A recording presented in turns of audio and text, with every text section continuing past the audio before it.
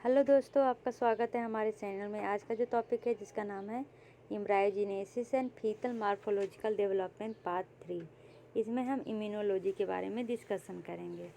सबसे पहले अगर इन्फेक्शन यूटेरो में होता है तो वो क्या को एग्जामिन करने को कहते हैं? फीटल इम्यून रिस्पॉन्स को। मेनली कितने तरह के एंटीबॉडी प्रेजेंट होते हैं ये इम्यूनोलॉजी में? 5 तरह का। कौन कौन सा? IgM, IgG, IgA, IgE और IgD। जो IgM है ना, उसमें कौन सा हैवी चेन होता है? तो म्यू हैवी चेन होता है। IgG में गामा हैवी चेन होता है। IgA में अल्फा हैवी चेन होता है। IgE मतलब क्या होगा? इप्सिलॉन। इप्सिलॉन क्या हो जाएगा? हैवी चेन हो जाएगा। डी मतलब डेल्टा। डेल्टा हो जाएगा हैवी चेन। ठीक है। अगर कोई पूछे कि इसमें किसका सबसे ज़्यादा मॉलिक्यूलर वेट है तो वो हो जाएगा हमारा IgM। इसका मॉलिक्यूलर वेट क्या होता है? सबसे ज़्यादा होता है। इसके बाद किसका होता है? तो उसके बाद होता है सेकंड नंबर पर IgA का। उसके बाद होता है IgE का। उसके बाद क्या हो जाएगा? उसके बाद हो जाएगा मेनली IgD का। उसके बाद लास्ट में होता है IgG का। मतलब IgG जो है उसका मॉलिक्यूलर वेट बहुत ही ज़्यादा कम होता है। IgE का तो आप इजीली याद रख सकते हैं। ई लिखा हुआ इसको उल्टा कर दीजिए तो 3 हो जाता है। ठीक है। IgM माँ को सबसे ऊंचा दर्जा दिया जाता है, इसलिए सबसे ज़्यादा भारी होती हैं। ठीक है। अब अगर पूछें कि इसका जो परसेंटेज है एंटीबॉडी का सबसे ज़्यादा कौन पाया जाता है, तो अगर मॉलिक्यूलर वेट की बात करें तो सबसे ज़्यादा होता है IgM। फिर से लिख देते हैं, क्या था? IgM, IgG, IgA, IgE और IgD। मॉलिक्यूलर वेट का बात करें तो सबसे पहला नंबर पे आता है IgM। लेकिन अगर परसेंटेज की बात करें कि सबसे ज़्यादा कौन पाया जाता है तो उसमें आ जाएगा IgG। सबसे ज़्यादा हमारे शरीर में IgG प्रेजेंट होता है, 80% होता है। इसके बाद IgA होता है 13%। IgM सिर्फ 6% होता है। ठीक है। यहाँ तक समझने में कोई भी प्रॉब्लम नहीं है। अब अगर कोई पूछेगा ये कॉम्प्लीमेंट है उसको फिक्सेस कौन करता है, तो सिर्फ IgM और IgG। चलिए अब इसके फंक्शन देखते हैं। IgM है जो प्राइमरी रिस्पॉन्स की तरह काम करता है, जो फिक्स करता है कॉम्प्लीमेंट को। और ये कहाँ पे रहता है? तो बी सेल रिसेप्टर के मोनोमर्स की तरह ये रहता है। ठीक है। IgG ये मेन ब्लड एंटीबॉडी है। ये टॉक्सिन को न्यूट्रलाइज करता है और ओपनाइजेशन में हेल्प करता है। IgA ये सेक्रिएट होता है म्यूकस, टीयर और सलाइवा के थ्रू। IgE एलर्जी के लिए ये होता है, एंटीपैरासाइटिक एक्टिविटी के लिए। IgD बी से रिसेप्टर है ये। ठीक है। इतना तो समझने में कोई भी प्रॉब्लम नहीं हुआ होगा। ठीक है। अभी जो एविडेंस होता है इम्यूनोलॉजिकल कॉम्पिटेंस का, ये रिपोर्टेड हुआ है 13 वीक में। अब अगर कोई पूछे जो इम्यूनोग्लोबिन है, मतलब इम्यूनोलॉजी है, फीटस का और एडल्ट का सेम होता है तो नहीं। जो फीटस टर्म और नियर टर्म हो उनका जो एवरेज लेवल होता है वो एडल्ट वैल्यू से हाफ होता है, अप्रॉक्स। ठीक है। अगर डायरेक्ट एंटीजन स्टिमुलस का एब्सेंट हो, जैसे कि इन्फेक्शन, ये प्लाज्मा, फीटल प्लाज्मा इम्यूनोग्लोबिन, तो इसमें हमारा जो मैटरनल इम्यूनोग्लोबिन है IgG, जिसका मॉलिक्यूलर वेट सबसे कम था, वो उसमें डील करता है। एंटीबॉडी जो न्यूबॉर्न में होता है वो मेनली डिपेंड करता है मैटरनल इम्यूनोलॉजिकल एक्सपीरियंस पे। तो सबसे पहले हम IgG के बारे में बात करते हैं। मैटरनल इम्यूनोग्लोबिन G ये ट्रांसपोर्ट होता है फीटस में अप्रॉक्सीमेटली 16 वीक के बाद। ठीक है। यह 16 वीक से इसका ट्रांसपोर्टेशन स्टार्ट होता है और ये उसके बाद इंक्रीज होते जाता है। अगर कोई पूछे कौन सा इम्यूनोलॉजी हमारे प्लासेंटा को क्रॉस करता है, तो वो हो जाएगा IgG।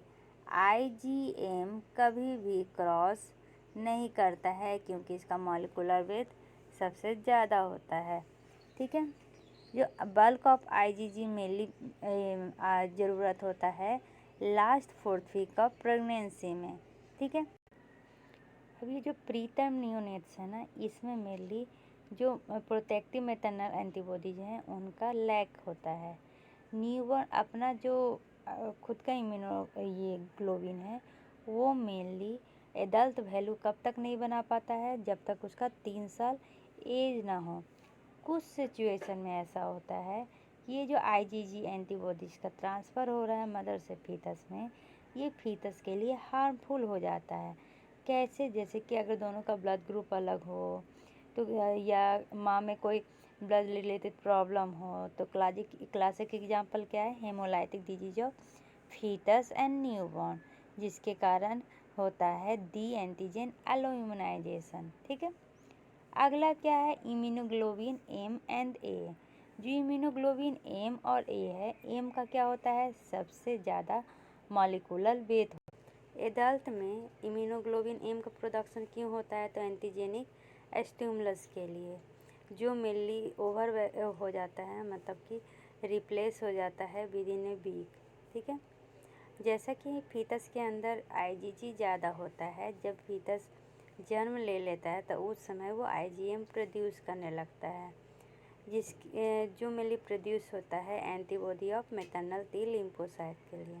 इसलिए अगर कोई इन्फेक्शन होता है तो उस समय IgM ज़्यादा देखा जाएगा एज कंपेरिजन टू IgG।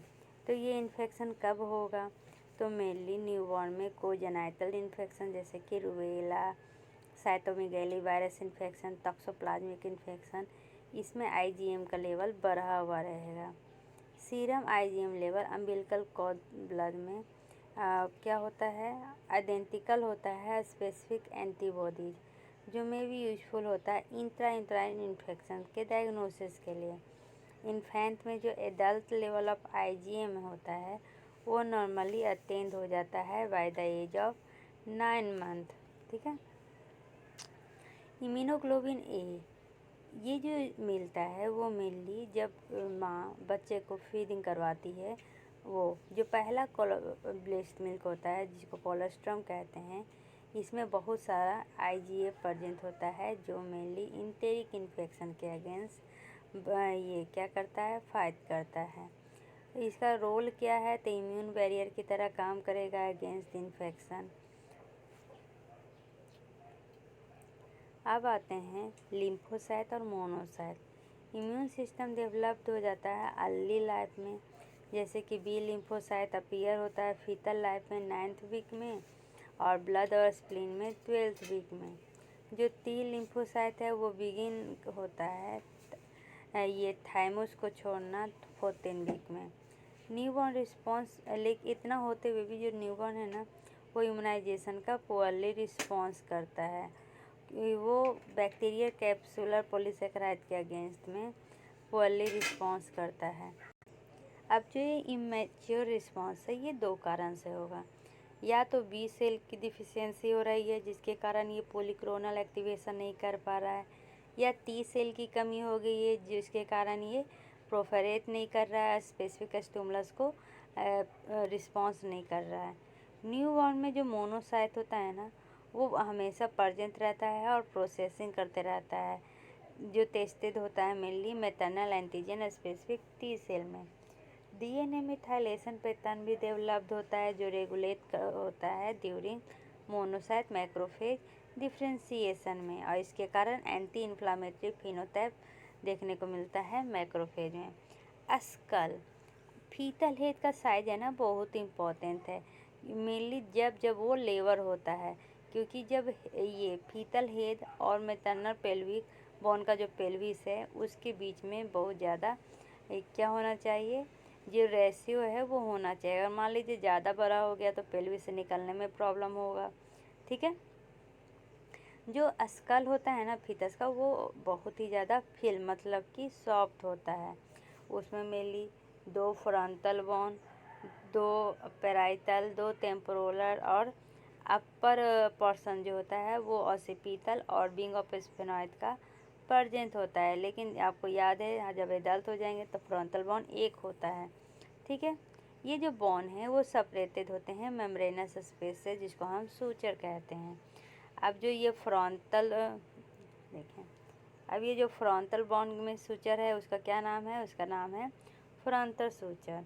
जो 2 पैराइटल के बीच में है, जैसे कि हम ये मान लीजिए कि हमारा ये फ्रंटल बोन है, ये पैराइटल बोन है, यहाँ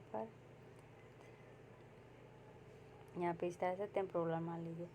तो ये जो सूचर है उसको फ्रंटल कहते हैं, इसको सेजाइटल कहते हैं।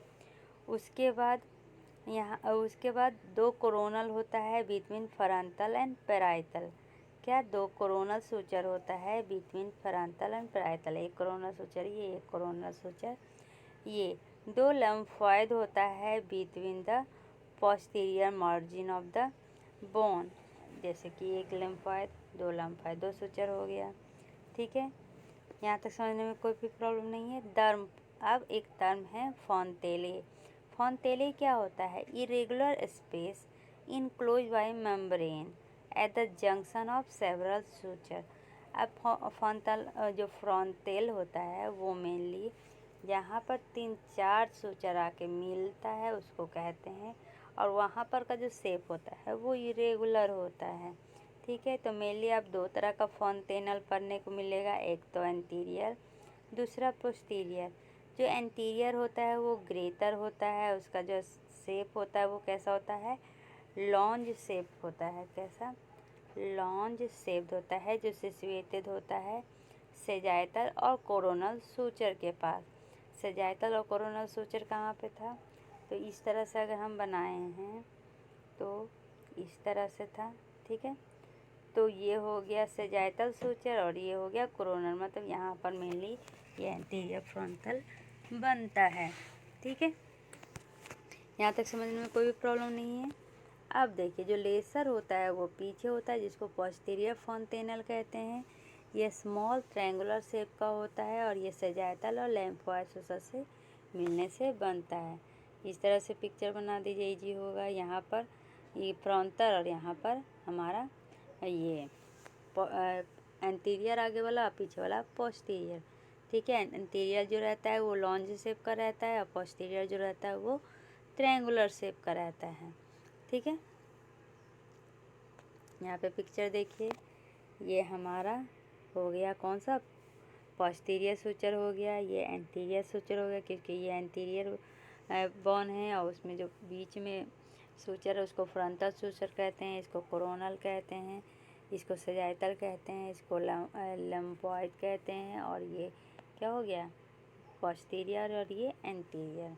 ठीक है, तो यहाँ तक समझने में कोई प्रॉब्लम नहीं है। अब देखते हैं कि कैसे मेजर किया जाता है critical diameter and circumference of newborn head. ठीक है, तो सबसे पहले ऑसिपिटोफ्रंटल देखा जाता है। ऑसिपिटोफ्रंटल कहाँ पर है? तो देखिए यहाँ पर पिक्चर में दिया हुआ है, ऑसिपिटल से लेकर फ्रंटल से लेके ऑसिपिटल तक इस तरह का मैनेजमेंट किया जाता है। ठीक है, तो ये कितना होना चाहिए? ये क्वेश्चन बहुत बार एग्जाम में आया है, 11.5 सेंटीमीटर होना चाहिए। ठीक है, ये जो ऑसिपिटोफ्रंटल है ये एक लाइन है जो एक्सटेंड हुआ है, ये कहाँ से? तो just above the root of the nose के रूट से, और कहाँ तक गया है? Most prominent portion of occipital bone तक गया है। ठीक है, यहाँ तक समझने में कोई प्रॉब्लम नहीं है। चलिए, अब दूसरा बाईपेराइटल। बाईपेराइटल आपको कहाँ पर दिख रहा है? तो वो देखिए दोनों पेराइटल के बीच में ऊपर होगा। ठीक है, इसका कितना होता है? 9.5 सेंटीमीटर। बाईपेराइटल कहाँ से कहाँ तक लिया जाता है? तो greatest transverse diameter of head, जो एक्सटेंड करता है वन पेराइटल बॉस से अनदर पेराइटल बॉस तक। मतलब कि जैसे कि ये पिक्चर आपने देखा था, तो ये एक पेराइटल से दूसरे पेराइटल के बीच का है, कितना है? तो 9.5 सेंटीमीटर, इसी को बाइपैराइटल डायमीटर कहा जाता है। तीसरा कितना है?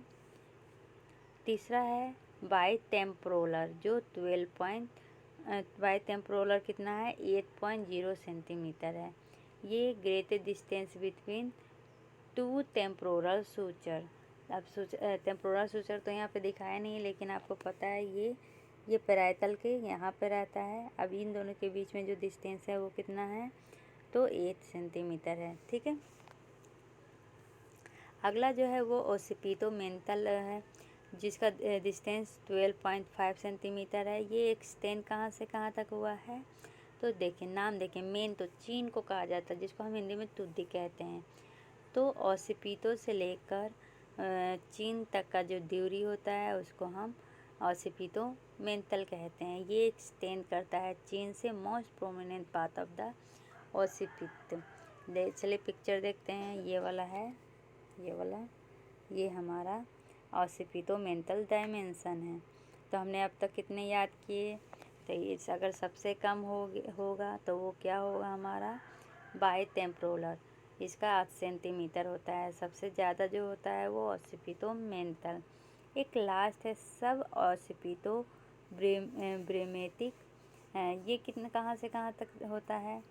तो ये जो लाइन है वो ड्रॉन होता है middle of the large frontal से under the surface of occipital bone, जहाँ पर नेक ज्वाइन होता है। तो चलिए देखते हैं। ये देखिए, ये वाला लाइन, ठीक है। ग्रेटेस्ट जो सरकमफेरेंस होता है हेड का, वो मेनली ओसिपिटोफ्रंटल डायमीटर का प्लेन माना जाता है। कि कौन सा? ओसिपिटोफ्रंटल, ठीक है। ये एवरेज 34.5 सेंटीमीटर होना चाहिए, ठीक है। ये जो 34.5 सेंटीमीटर है, इस साइज है जो यानी सबसे बड़ा साइज है जो मेनली पेल्विस के थ्रू फिट आ सकता है। स्मॉलेस्ट सरकमफेरेंस कितना होना चाहिए? तो स्मॉलेस्ट सरकमफेरेंस मेनली लिया जाता है सब ओसिपिटल ब्रेग डायमीटर, जो 32 सेंटीमीटर का होता है, ठीक है। यहाँ तक समझ में कोई प्रॉब्लम नहीं है। अब जो क्रैनियल बोन है वो नॉर्मली कनेक्टेड होता है ओनली थीन फाइब्रस टिश्यू लेयर से, जो अलाउ करता है शिफ्टिंग और स्लाइडिंग में बोन का, ताकि वो इजीली फिट हो सके मेटरनल पेल्विस में और बाहर निकल सके।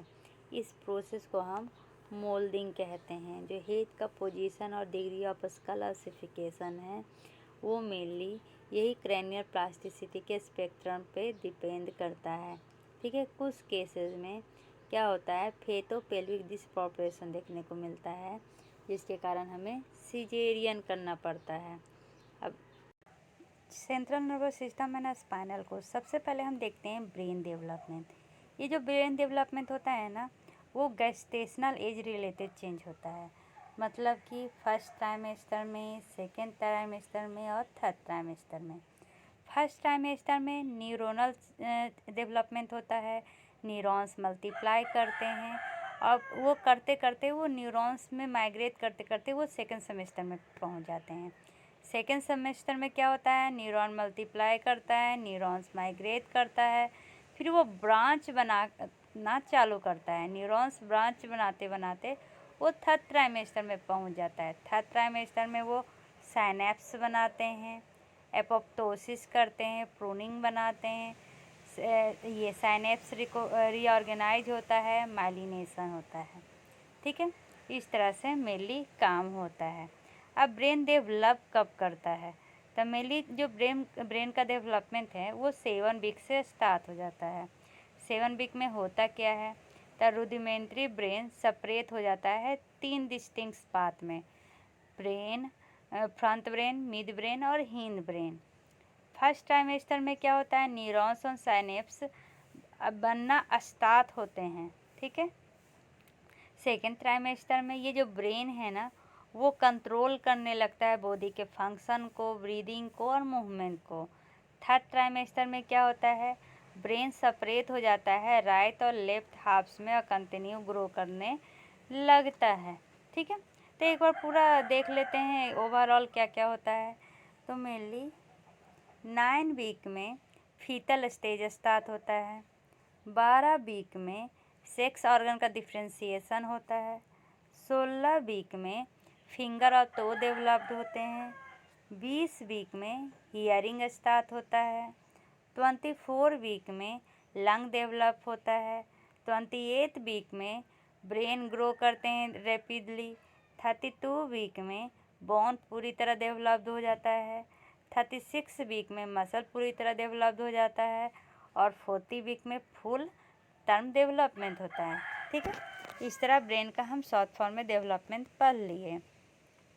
जो न्यूरोनल प्रोलिफरेशन और माइग्रेशन होता है ना, वो प्रोसीड करता है गायरल ग्रोथ का। आपको पता है ब्रेन में गायरस और सल्कस होते हैं, तो ये जो गायरस ग्रोथ का मैच्योरेशन होता है वो न्यूरोनल प्रोफरेशन और माइग्रेशन के साथ स्टार्ट होता है। ठीक है, इसको हम कैसे देख सकते हैं? तो MRI के थ्रू ईजिली देख सकते हैं। ये जो सब कॉर्टिकल स्ट्रक्चर का डेवलपमेंट होता है ये मेनली 12 से 22 वीक के बीच में होता है। माइलिनेशन जो होता है वेंट्रल रूट का सेरिब्रोस्पाइनल नर्व में और ब्रेन स्टेम में वो स्टार्ट होता है 6 मंथ पे। लेकिन जो मोस्ट माइलिनेशन होता है ना वो बर्थ के बाद ही होता है। इसलिए ये जब फीटल ब्रेन डेवलप होता है तो उसमें लैक ऑफ माइलिनेशन होता है और जो हमारा स्कल बोन है वो पूरी तरह ये ऑसिफाई नहीं किए हुए रहते हैं, जो मेनली डेवलपमेंट के बर्थ के बाद होता है। ठीक है, spinal cord and sensory organ. जो स्पाइनल कोड है ना वो एक्सटेंड होता है इंटायर लेंथ में वर्टिब्रल कॉलम का। स्पाइनल कोड कितने होते हैं? 31 होते हैं। वर्टिब्रा कितना होता है? 26 होता है। तो ये आप एनाटोमी में जाइएगा ना तो ये सब पूरे समझ में आएगा। ठीक है, स्टार्टिंग में जब फीटस होता है ना तो उस समय 33 वर्टिब्रा होता है, फिर वो फ्यूज करके 26 बन जाता है।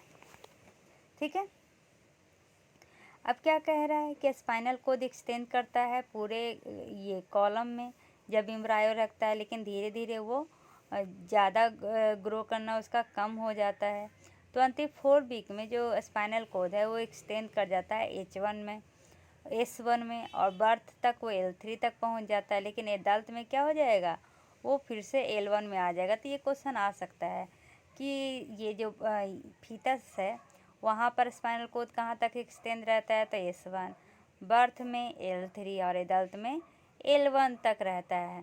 ठीक है, उसके बाद वो दूरामीटर पाइमीटर एरेक्नॉइड एक्सटेंड करता है कोनस मेडुलारिस से, जो बैक पढ़िएगा ना उसमें आपको पढ़ने को मिलेगा। ठीक है, स्पाइनल कोड का माइलिनेशन कब स्टार्ट होता है? तो मिड गेस्टेशन में, और ये कंटिन्यू रहता है first year of the life में, मतलब जन्म लेने के 1 साल तक ये कंटिन्यू रहता है। सिनेप्टिक फंक्शन जो है वो मेनली 8 वीक में स्टार्ट हो जाता है, जिसके कारण नेक और ट्रंक का फ्लेक्सेशन होता है। थर्ड ट्राइमेस्टर में ये ब्रेन जो है वो इंटीग्रेट करता है, मस्कुलर फंक्शन स्टार्ट होता है। इंटरनल, मिडिल और external component of the year भी मिड प्रेगनेंसी में डेवलप्ड होता है। अब आते हैं गैस्ट्रोइंटेस्टाइनल सिस्टम, इसमें क्या क्या चेंजेज होता है? तो सबसे पहले जो सॉलोइंग है ना वो निगलना, जैसे कि स्टार्टिंग में तो वो खाना नहीं है, उसके लिए एमनियोटिक फ्लूइड है, तो एमनियोटिक फ्लूइड को वो जो सॉलोइंग करता है वो कब से स्टार्ट करता है? तो 10 से 12 वीक में। कितना? 10 से 12 वीक में। ठीक है, जिसके कारण क्या होता है उसके स्मॉल इंटेस्टाइन में पेरिस्टाल्टिस मूवमेंट स्टार्ट होती है, ट्रांसपोर्ट ऑफ ग्लूकोज होता है। ये ट्रांसपोर्ट ऑफ ग्लूकोज कैसे होता है? एक्टिवली होता है। ठीक है, बहुत सारे वाटर हैं जो सॉलो किए जाते हैं, उसमें कुछ ऑब्जर्व होता है, कुछ अनऑब्जर्व होता है। ऑब्जर्व वाटर तो चला जाता है, जो ऑब्जर्व चीज़ अनऑब्जर्व जो मैटर होता है वो लोअर कॉलन के थ्रू बाहर निकल जाता है। ठीक है, अब ये क्लियर नहीं है कि सॉलोइंग को कौन स्टिमुलेट करता है, लेकिन जो फीटल न्यूरोनल एनालॉग्स हैं उनमें क्या होता है? थर्स्ट मतलब प्यास लगना, भूख लगना और change in amniotic fluid composition एक पोटेंशियल फैक्टर देखा गया है। ठीक है, जो फीटल का टेस्ट बड है ना वो भी इम्पॉर्टेंट रोल प्ले करता है, क्योंकि जो सैकरिन इंजेस्टेड है, जो सैकरिन मतलब कि सैकरिन क्या होता है, मोनोसैकेराइड, तो ये जो ग्लूकोज इंजेक्ट करते हैं एमनियोटिक फ्लूइड में, तो वो सॉलोइंग को इंक्रीज कर देता है। और यहीं अगर नॉक्सियस केमिकल हम करेंगे तो वो इनहेबिट कर देता है। मतलब यहाँ तक में हमने 3 चीज़ याद करना जरूरी है। सॉलोइंग स्टार्ट होता है 10 से 12 वीक पे, ठीक है। ये क्या होता है, इसको कौन इंक्रीज करता है, तो सैकरिन इंक्रीज करता है, ठीक है। इनहेबिट कौन करता है, तो इसको नॉक्सियस केमिकल इनहेबिट करता है, ठीक है। तो इसमें टेस्ट बड भी बहुत इम्पोर्टेंट रोल करते हैं। जो फीटस सॉलोइंग है ना, वो बहुत कम आएगा जब वो पेट में रहते हैं ना, तो ज़्यादा इफेक्ट नहीं दिखाता है, कम इफेक्ट दिखाता है एमनियोटिक फ्लूइड वॉल्यूम में अर्ली प्रेगनेंसी में, क्योंकि वॉल्यूम जो सॉलो किया जाता है वो बहुत स्मॉल होता है एज कंपेरिजन टू टोटल। लेकिन जब लेट प्रेगनेंसी आता है तो ये क्या होंगे, ज़्यादा एमनियोटिक फ्लूइड का रेगुलेट करेगा ये सॉलोइंग, ठीक है। अगर यही सॉलोइंग को निगलने को इनहेबिट कर दिया जाए तो हाइड्रोएमियन होता है।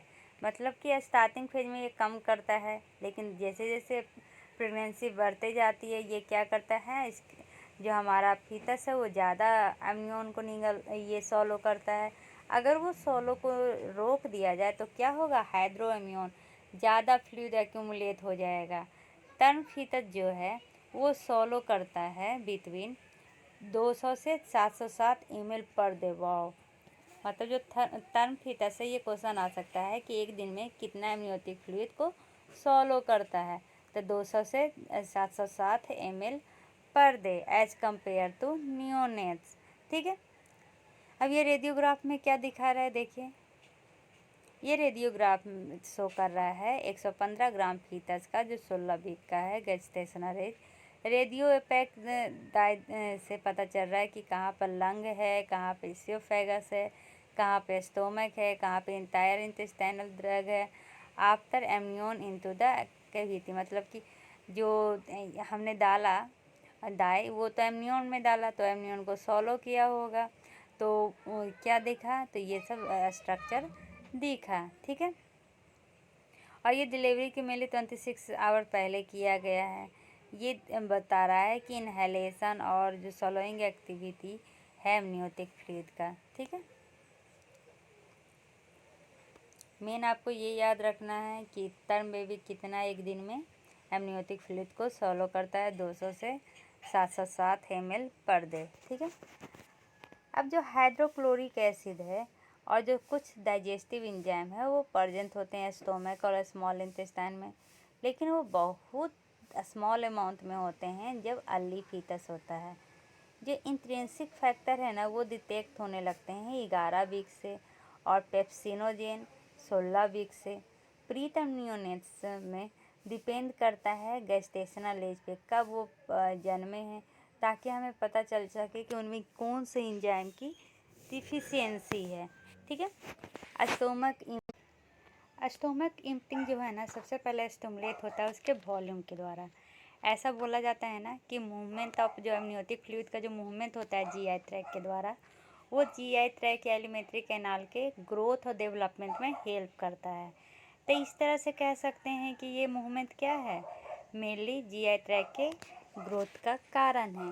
लेकिन सिर्फ यही फैक्टर नहीं है, अदर रेगुलेटरी फैक्टर भी है, क्योंकि जो लोग एनसेफेलिक फीटस होते हैं, मतलब जिनके पास स्कल नहीं होता है, सर नहीं होता है, उन बच्चों में भी नॉर्मल जीआई ट्रैक्ट देखने को मिला है। लेट प्रेगनेंसी में अप्रॉक्स 800 mg क्या है सॉल्यूबल प्रोटीन इंजेस्ट किए जाते हैं डेली फीटस के द्वारा, ठीक है। कुछ एनोमेलीज भी है जो अफेक्ट करता है नॉर्मल फीटल जीआई ट्रैक्ट के फंक्शन को। जैसे कि पहला जो एनोमेलीज है उसका क्या नाम है, हियर्सबर्ग डिजीज़। कौन सा, हियर्सप्रोंग डिजीज़। इसको क्या कहते हैं, कंजेनाइटल एक गैंग्लियोनिक मेगाकैलियन भी कहते हैं। ये क्या होता है ना कि इसमें गैंग्लियन का फॉर्मेशन नहीं होता है, जिसके कारण जो बॉल मूवमेंट है वो आगे की ओर नहीं जा पाते हैं, उसको प्रिवेंट करता है। क्यों, क्योंकि इसमें पैरासिम्पैथेटिक मेडिएटेड रिलैक्सेशन देखने को मिलते हैं। लेकिन इनमें क्या होगा कि जो पेट जो खाली होता है ना भूख लगने वाला, वो नॉर्मल होगा, लेकिन जो बॉल मूवमेंट है वो ये जो बॉल है जो खाना है वो आगे की ओर नहीं पास कर पाएंगे ड्यू टू पारासिम्पैथेटिक मेडिएटेड रिलैक्सेशन के कारण। तो ये जो इराल तब क्या हो जाएगा, वहाँ पर जो ये कोलोन है वहाँ पर क्या हो जाएंगे, वो फूल जाएगा ड्यू टू ऑब्स्ट्रक्शन, जो मेनली सोनोग्राफी के द्वारा रिकॉग्नाइज हो सकता है। ठीक है, यहाँ तक समझने में कोई भी प्रॉब्लम नहीं है। अब जो ऑब्स्ट्रक्शन है वो और भी ऑब्स्ट्रक्शन हो सकते हैं, सिर्फ यही नहीं। हिंसब्रुक डिजीज ही नहीं जो मेजर कोलोन में होता है, और भी होगा, जैसे कि डिओडनल एट्रेसिया, मेगासिस्टिक माइक्रोकोलोन सिंड्रोम, इनपरफोरेट एनस, और क्या क्या हो सकते हैं, इनपरफोरेट एनस भी मेनली ये क्या होता है, ऑब्स्ट्रक्शन होता है इसमें, लेकिन इसमें भी नॉर्मल बॉल एम्प्टी है, मतलब भूख से ही लगेगा लेकिन आगे जाने में प्रॉब्लम होगी। एक होता है मिकोनियम इलियस, ये मेनली पाया जाता है फीटल सिस्टिक फाइब्रोसिस डिजीज में। किसमें, फीटल सिस्टिक फाइब्रोसिस डिजीज में। ये क्या है, इसमें बॉल ऑब्स्ट्रक्शन होता है जिसके कारण ठीक विस्किड मिकोनियम मेनली जो डिजिटल इलियम है वहाँ पे जाके ब्लॉक हो जाता है, और ये बहुत ही ज़्यादा हार्मफुल है। ठीक है, तो इसको क्या नाम दिया गया है, अगर कोई पूछेगा कि बॉल ऑब्स्ट्रक्शन, जो मेनली जो बॉल ऑब्स्ट्रक्शन हो रहा है वो थिक विस्कॉइड मिकोनियम के ये एक्यूमुलेशन के कारण हो रहा है, जिसके कारण जो डिजिटल इलियम है वो ब्लॉक कर रहा है। तो वो कौन सा डिजीज है, वो है फीटल सिस्टिक फाइब्रोसिस डिजीज। ये बहुत ही इंपॉर्टेंट है, याद रखिएगा। एक तो ये स्प्रुंग डिजीज, एक गैंग्लियोनिक मेजर कोलोन में देखा जाता है, और दूसरा ये हमारा कौन सा डिजीज था, फीटल सिस्टिक फाइब्रोसिस। ठीक है, अब मिकोनियम फीटल बॉल जो है ना बहुत सारे प्रोडक्ट से बना हुआ होता है, जैसे कि जो सेक्रिएट होता है लंग के द्वारा, glycophospholipid, desquamated fetal cell, lanugo, scalp hair, vernix. इसमें बहुत सारे अनडाइजेस्टेड डेब्रिस भी होते हैं जो मेनली सॉलो हो जाते हैं एमनियोटिक फ्लूइड के द्वारा। ये जो मिकोनियम है ना वो डार्क ग्रीनिश ब्लैक प्रोडक्ट है जो मेनली बनता है पिगमेंट से, जिसको हम बिलीवर्डिन कहते हैं। मिकोनियम मेनली नॉर्मली पास करता है बॉवेल पेरिस्टाल्टिस के थ्रू नॉर्मल फीटस में, मतलब कि जो टर्म फीटस होते हैं ना उसमें ये इजली पास कर जाता है।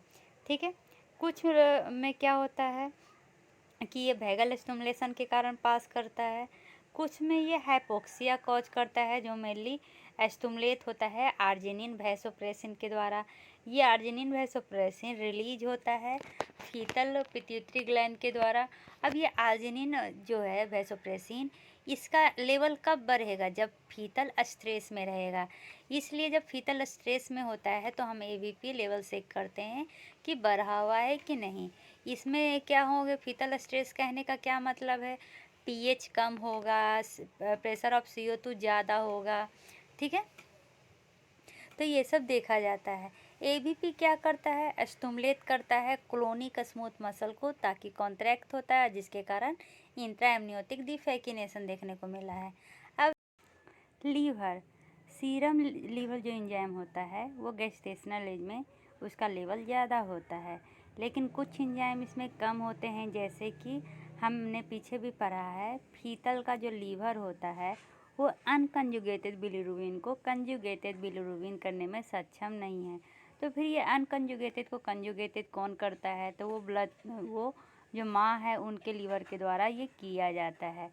अब ये जो अनकंजुगेटेड बिलीरुबिन है वो बनता कैसे है, जैसा कि हमें पता है जो फीटस है उसका जो इरिथ्रोसाइट है वो मैक्रोसाइटिक होता है, लेकिन उसका जो लाइफ स्पैन है वो शॉर्टर होता है एडल्ट इरिथ्रोसाइट के कारण, जिसके कारण जो फीटल लीवर है उसमें ज़्यादा अनकंजुगेटेड बिलीरुबिन प्रोड्यूस होता है। जो फीटल लीवर है वो सिर्फ स्मॉल फ्रैक्शन में कंजुगेट कर सकता है, बाकी वो क्या करता है मेनली एक्सक्रीट हो जाता है इंटेस्टाइन में और अल्टीमेटली ऑक्सीडाइज हो जाता है बिलीवर्डिन में। जैसा कि आपको बताए थे हेमटूथ के पहले बिलीवर्डिन बनता है, फिर बिलीरुबिन बनता है, फिर बिलीरुबिन से वो लीवर में चला जाता है, उसके बाद वो वापस क्या करता है अनकंजुगेटेड से कंजुगेटेड बनता है, फिर वो बाहर निकल जाता है। बट ऐसा फीटल लीवर के साथ नहीं होता है। उसमें स्मॉल फ्रैक्शन ही सिर्फ कंजुगेट हो जाते हैं, बाकी द्वारा वो इंटेस्टाइन में आके ऑक्सीडाइज होकर बिलीवर्डिन बन जाते हैं। अब ये जो अनकंजुगेटेड बिलीरुबिन है एक्सक्रीट हो जाता है एमनियोटिक फ्लूइड में आफ्टर 12 वीक का। उसके बाद ट्रांसफ़र होता है अक्रॉस प्लासेंटा। जो प्लासेंटा ट्रांसफ़र है ना वो बाई डायरेक्शनल है, ठीक है। अगर मान लीजिए एक प्रेग्नेंट वुमेन है जिसको सीवियर हेमोलाइसिस प्रॉब्लम है, तो उसमें क्या हो जाएगा, ऑलरेडी एक्सेस अनकंजुगेटेड बिलीरुबिन होंगे जो रेडियली पास हो जाएगा फीटस में और उसके बाद एमनियोटिक फ्लूइड में, ठीक है। इसलिए जो कंजुगेटेड बिलीरुबिन है वो एक्सचेंज नहीं होते हैं बिटवीन मदर और फीटस में। मतलब कि अनकंजुगेटेड बिलीरुबिन बाई डायरेक्शनल है, लेकिन जो ये कंजुगेटेड बिलीरुबिन है वो बाई डायरेक्शनल नहीं है। अगर वो माँ में चला गया तो उसके बाद वो फीटस में नहीं आ सकता है। अब आते हैं कोलेस्ट्रॉल के बारे में पढ़ते हैं। जो फीटस में कोलेस्ट्रॉल है वो मेनली हेपेटिक के द्वारा सिंथेसिस होता है, क्योंकि जो एलडीएल कोलेस्ट्रॉल का डिमांड है वो फीटल एड्रिनल ग्लैंड के द्वारा बहुत ज़्यादा लार्ज अमाउंट में होता है। हेपेटिक में जो ग्लाइकोजन स्टोर होता है वो सेकेंड ट्राइमेस्टर में लो कंसंट्रेशन में होता है, वहीं टर्म तक जाते जाते इसका कंसंट्रेशन 2 से 3 टाइम्स ज़्यादा हो जाता है, ठीक है। लेकिन आफ्टर बर्थ ये ग्लाइकोजन कंटेंट फिर से गिर जाता है। अब आते हैं पैनक्रियाज। पैनक्रियाज का मेनली क्या काम है, इंसुलिन को सिक्रिएट करना, ग्लाइकोजन को इसका होता है ना अल्फा बीटा डेल्टा यूनिट, ठीक है। तो insulin containing granules mainly pancreas में कब बनते हैं, तो 9 से 10 वीक में।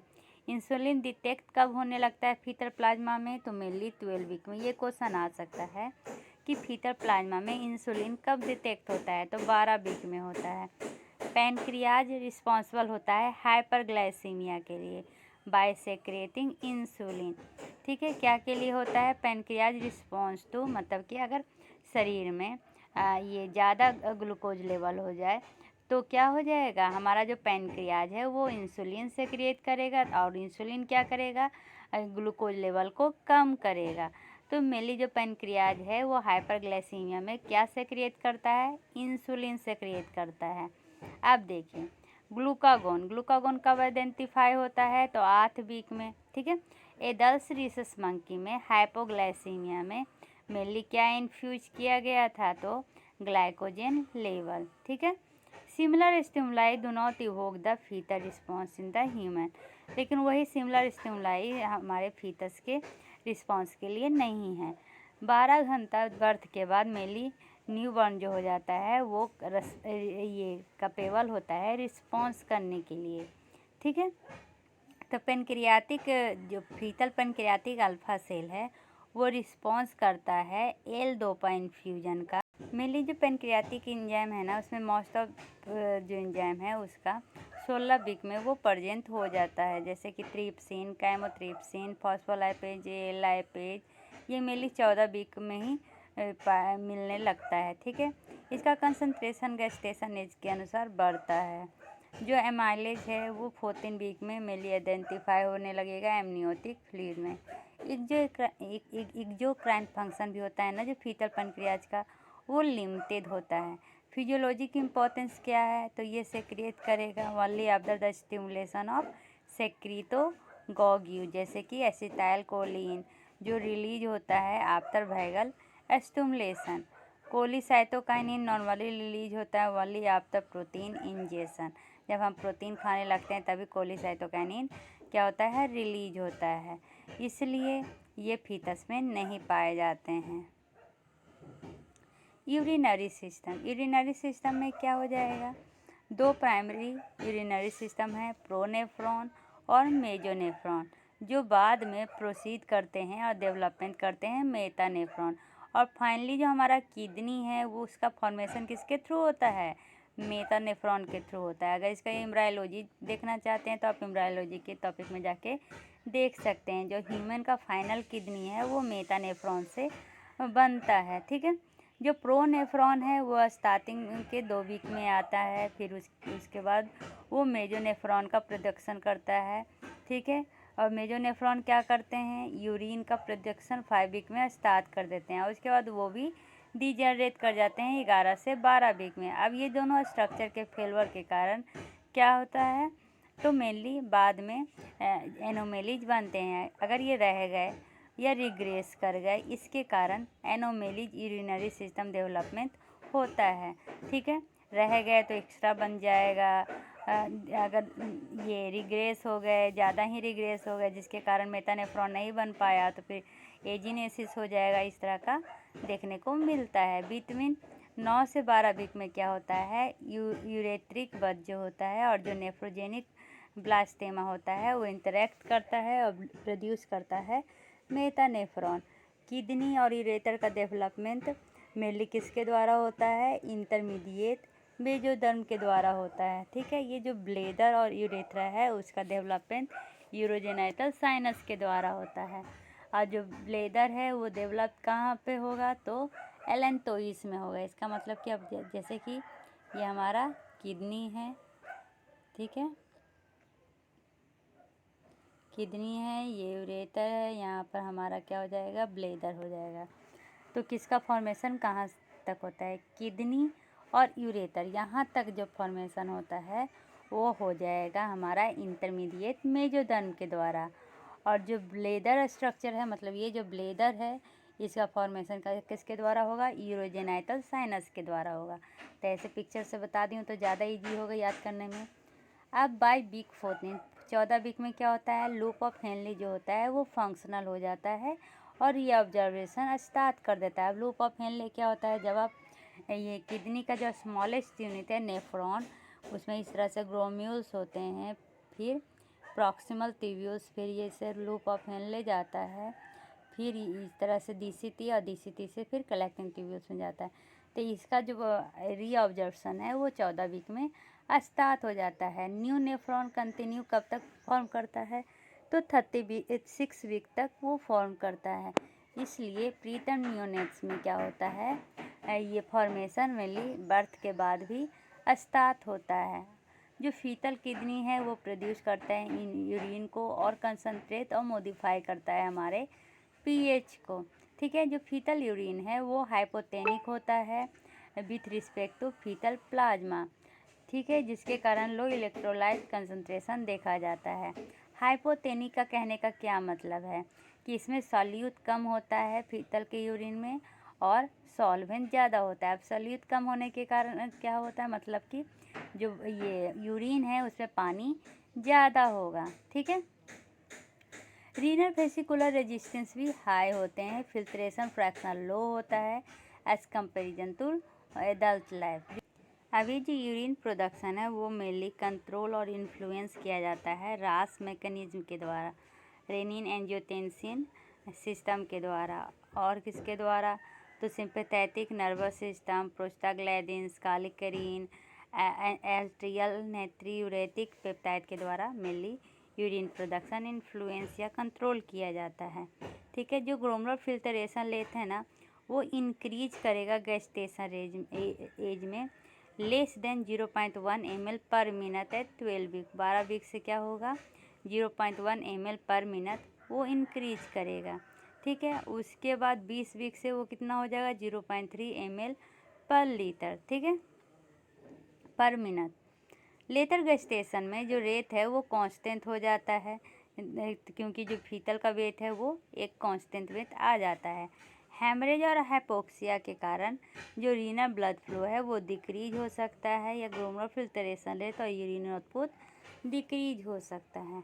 ठीक है, यूजुअली जो यूरिन होता है ना वो फाउंड होता है ब्लेडर में, इवन इन स्मॉल फीटस, क्योंकि किडनी तो क्या करेगा, फिल्ट्रेट करेगा, जितना भी यूरिन है वो ब्लेडर में पहुंचा देगा। ब्लेडर में क्या होगा, धीरे धीरे स्टोर हो जाएगा, बट इतना ज़्यादा स्टोर हो जाए कि अब वो बाहर निकलने के लिए स्टिमुलस भेज सके, तो वो फिर वो स्टिमुलस भेज देता है और फिर हमारा यूरिन बाहर निकल जाता है।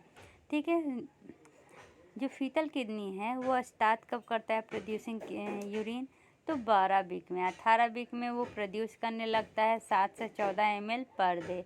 टर्म तक आते आते ये इंक्रीज हो जाता है 27 ml पर आवर या 650 ml पर डे। जो मेटर्नल एडमिनिस्ट्रेशन किया जाता है ना फुरोसिमाइड का, वो इंक्रीज करता है फीटल यूरिन फॉर्मेशन का। वहीं uteroplacental insufficiency, fetal growth restriction और other type of fetal disorder, ये जो यूरिन फॉर्मेशन है उसको डिक्रीज करता है। अगर ऑब्स्ट्रक्शन आ जाए urethra, bladder, ureter, renal pelvis में, तो इसके कारण जो रीनल का पैरेन्काइमा है वो डैमेज हो सकता है और फीटल एनाटॉमी बिगड़ सकती है। ठीक है, ये जो यूरेथ्रल ऑब्स्ट्रक्शन है उसमें क्या होगा, तो ब्लेडर बिकम डिस्टेंटेड, मतलब वो फूल जाएगा, जिसके कारण रप्चर या डिस्टोसिया होने का डर होता है। किडनी इसेंशियल नहीं होता है सर्वाइवल के लिए। जब फीटस यूट्रम में रहता है उस समय जो हमारा फीटस है उसके सर्वाइवर के लिए किडनी का कोई भी योगदान नहीं रहता है। बट हाँ, ये जो किडनी है वो कंट्रोल करता है एमनियोटिक फ्लूइड कंपोजिशन और वॉल्यूम को। इसलिए अगर इसमें एबनॉर्मलिटीज हो जाए तो क्रोनिक एन्यूरिया होने का डर है, जिसको हम ओलिगोहाइड्रोएमियोन कहते हैं, और परमोली हाइपरप्लेसिया होने का खतरा है।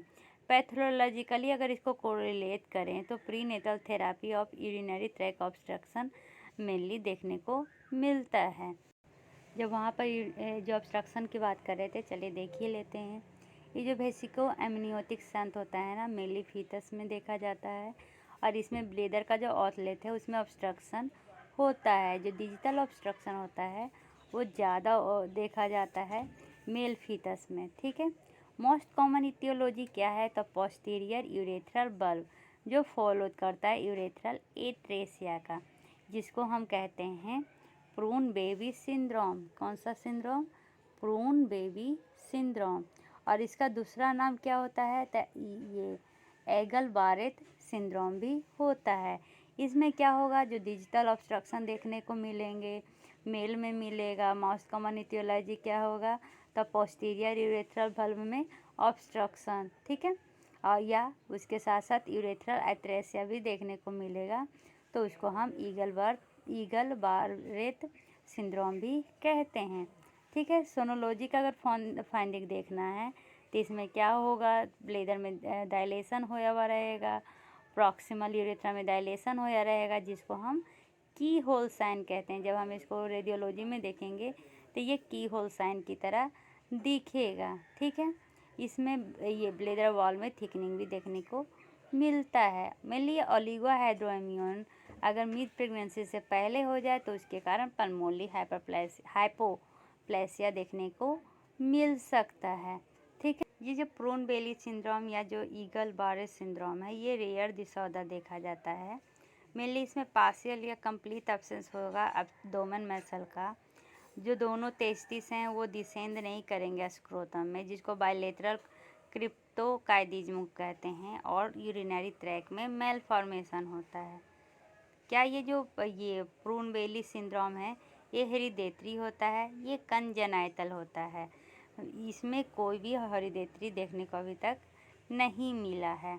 ठीक है, क्या ये डायग्नोसिस हो सकता है, तो ये अल्ट्रासाउंड के द्वारा डायग्नोसिस हो सकता है। इसका जो साइन है वो की होल साइन है। ठीक है, ये क्या जो PVS है, खत्म।